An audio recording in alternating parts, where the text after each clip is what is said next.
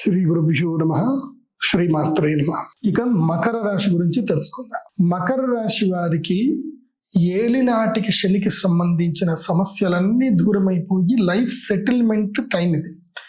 ఈ టైంలో కనుక మీరు సెటిల్ అవ్వలేదంటే నేనైతే ఏ హెల్ప్ చేయలేను. ఇప్పుడు ఏంటంటే చంచల స్వభావం వదిలేసి ఎక్కడైనా ఒక చోట సెటిల్ అయిపోవాలి. ఇంకా కొత్త ఎక్స్పెరిమెంట్స్ లేవు. ఇంకా ఇప్పుడు ఈ 7.5 సంవత్సరాల్లో అనుభవాలన్నీ కూడా చూసుకొని ఈ 3-4 మంత్స్ లోపల సెటిల్ అవ్వడం అనేది మకర రాశి వారికి చాలా ఇంపార్టెంట్. ముఖ్యంగా ఎవరైతే 23 ఏళ్ల నుంచి తీసుకొని 35 ఏళ్ల మధ్య ఉండేటువంటి వాళ్లకు వివాహము కానీ, వ్యాపారం కానీ, గృహయోగం కానీ వీటన్నిటికి సంబంధించిన నిర్ణయం తీసుకోవాల్సిన సమయం.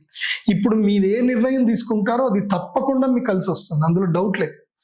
మీరు ఇట్లా విదేశాలకు వెళ్దాం అనుకుంటున్నారు, ప్రయత్నం చేయండి, అయిపోతుంది.